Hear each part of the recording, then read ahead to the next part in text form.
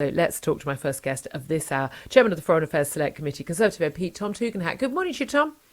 Morning, Julie. How are you? I mean, something's off at the moment. I'm not going to lie to you. Being stuck in my home since Friday until Thursday, I'm very lucky and privileged. Is that I can work from home, still get paid. My daughter's not being pinged; she's sitting in a different row on the plane, so that tells you how absurd it all is. So she can, pop out and buy milk for us and the like. But I mean, before we go into other people, I realise other people's predicaments are way, way, way worse than mine. I'm not pretending to be a victim here at all, but I am, I suppose, a victim of the madness. This is insane, isn't it? That my husband and we are imprisoned in our home legally until Thursday, when there's nothing wrong with us and we're not a risk to anybody. I've just spent 8 days at home, 9 days at home in isolation as well. I was pinged, and I think I have a responsibility to obey it on the grounds that it's part of the instructions that the government I'm supporting has put in. So I have obeyed it. And all I can say is I tested myself every single day. Okay, lateral flow rather than PCR, but I tested myself every single day. Every single day it was negative. So, I mean, what can I say? Okay, all right, but I mean, you're one of the people who's got rather more power than the rest of us as an MP to actually put pressure on the government that your party is in power.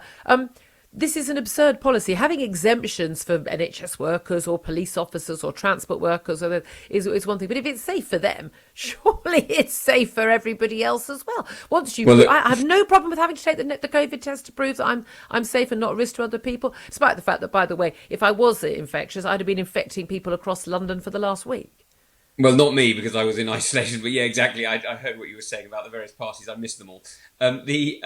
Look, we're told that all this is going to end on the 16th of August. I mean, all I can say is it can't happen a day soon enough. Well, I mean, but it won't. What? But why won't it? When the absurdity of this is pointed out, plus the massive economic impact of the huge number of workers, the private businesses and those in critical industries, like transport and others. I mean, the applications for exemptions is incredibly complicated and time-consuming, involve a lot of red tape. Why isn't the government listening on this? Is the problem that so many of these policies are made by civil servants, scientists and politicians who, with all due respect, don't live in the real world? Well, I think the problem is that the government saw for the last 2 years spikes in infections, spikes in hospitalisations and spikes in deaths, and is extremely cautious. Now, you may say it's overcautious, you may say that they're being too careful, but I think they feel pretty burnt after the last few years, and I can understand why. Now, look, I think the government's made the right decision so far in July, to ease things off and to make it a personal responsibility rather than a legal requirement to do a lot of things. And I don't know about you, but I think a lot of people, certainly from people I've been talking to over the weekend, are extremely relieved that they've been able to go out and do some pretty ordinary things in a pretty ordinary way, and it's been properly, in a good sense, liberating. Yeah.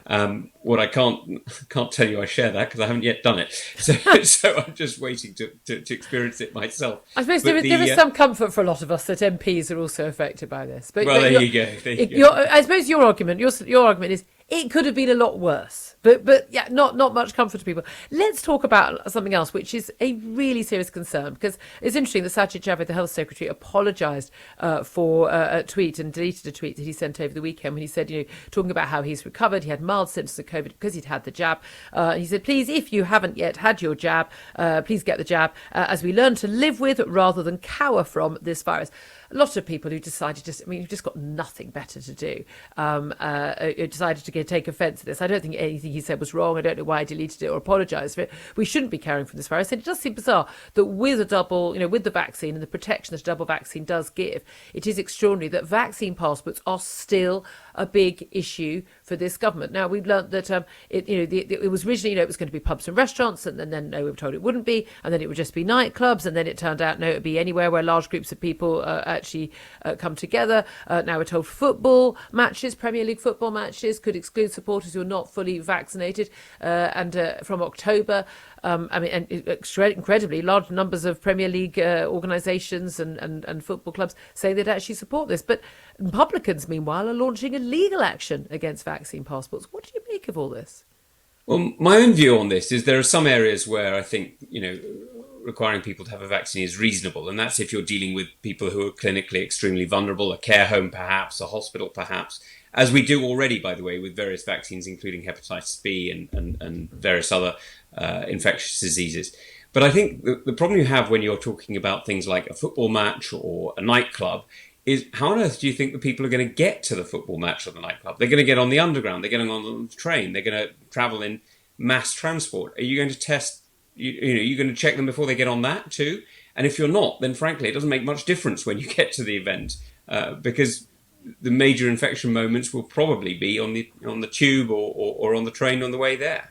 Well, although, of course, I mean, as far as last information I saw, as someone who gets normally the London tube every day, and the people obviously travelling trains and buses every day, that there actually haven't been any incidents where they believe they've traced it there, which is interesting. But this is the thing; it seems to be very specific, and it seems very bizarre to me that it should be from October. We're told to the end of September it would be nightclubs, but nightclubs been open all weekend. I mean, good Lord, I wanted to be at a nightclub on Saturday night enjoying a good dance after a year and a half of not being allowed to go and do that. But this is it. It's the picking and choosing.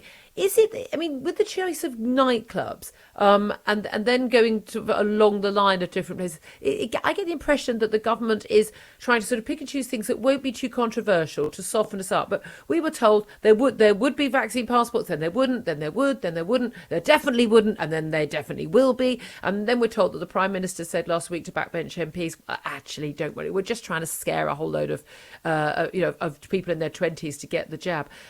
Even if it is just a threat, that's still an abhorrent thing for a government to do, isn't it?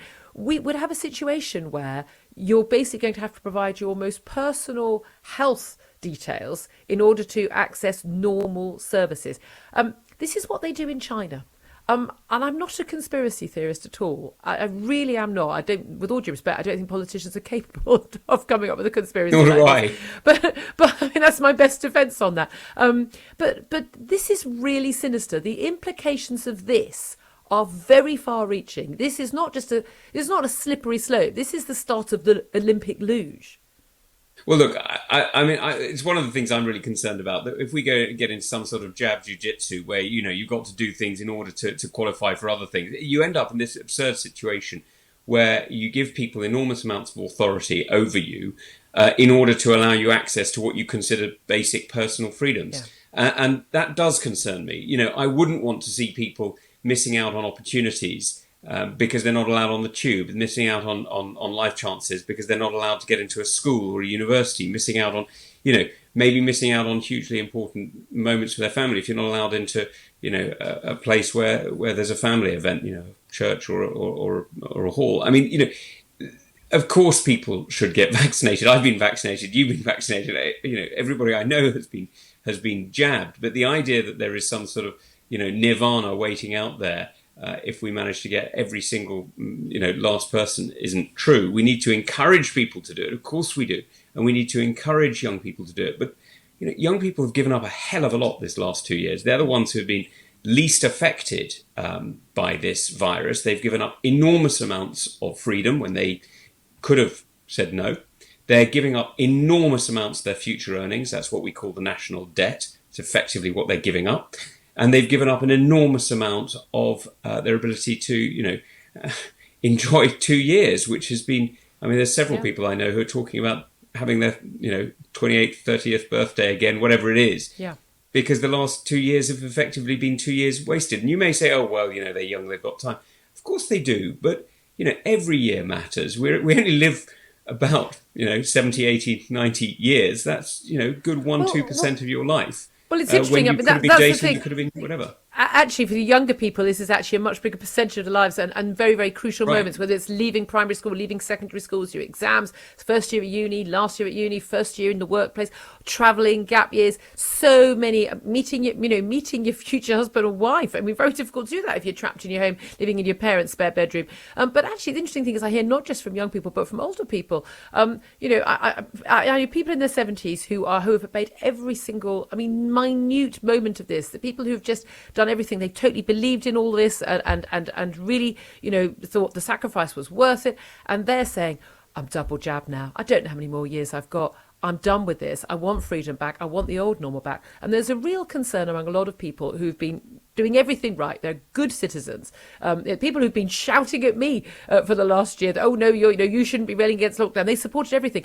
But the premise of the lockdown 3 was, when everyone who's vulnerable is vaccinated, then we get our freedoms back. And we didn't. 6.5 months it took to get a lot of freedoms back, and we still haven't got all of them back. Hey, you and I haven't with our isolation. We're still not able to travel freely, all of this. And then we're being told your freedoms will be snatched away again in the autumn with vaccine passports. And that will affect different communities very, very differently. For instance, an awful lot of people in ethnic minority groups will be particularly affected by this.